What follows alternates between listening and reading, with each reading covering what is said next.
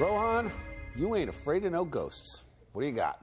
Right, so I chased a story down to Barnegat, where one town truly believes that a school that was closed over a decade ago is haunted. The Elizabeth V. Edwards School, formerly Barnegat High School, was closed 10 years ago and has been vacant since. The building's been here 100 years, and it hasn't been used in 10 years. And I've been in this building a couple of hundred times. Some say the school is haunted by the ghost of Elizabeth Edwards, who the school is named after, and possibly some of her colleagues. So I had to get the truth, so I went down to Barnegat, went to the school, and met up with Bill Cox. He let me in, no lights worked. It was super scary the second we walked in. Bill was a former NYPD detective, so he's not a pansy. This guy's a tough guy, and he told me a ton of crazy stories and instances of paranormal activity down at the school.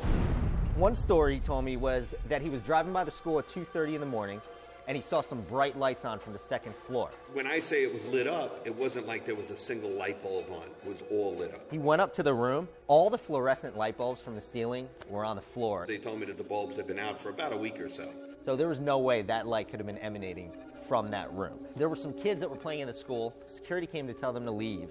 And he said to them, you can't be up here. You got to go. You know, you shouldn't be inside the school. And with that, they told him, no, the lady in a blue dress said it was okay.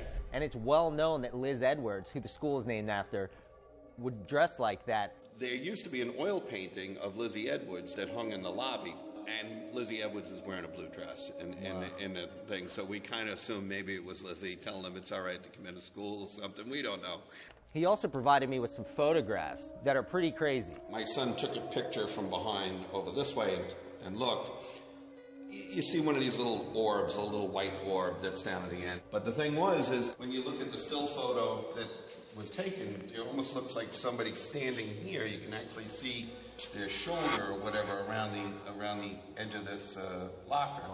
Wow. One shows the auditorium, which hasn't been touched for 40 years, and you could see a blue celestial object hovering over one of the seats. Ron, just let me get some context. So the school's been closed for 10 years, you said? No one's been in it? It's chained up completely. Nobody goes in there. They check it periodically because it's a historic site. Because, of course, there's no plausible explanation here. There's no way that kids could be getting in and, you know, maybe drinking or having flashlights, or I'm sure. Or maybe, it's got to be ghosts. Whether you believe it or not, Halloween's around the corner. You can't deny some of this evidence, so make your assumptions for yourself. Do we got good ghosts? Who knows? We haven't had a problem with them, you know, and we kind of like them.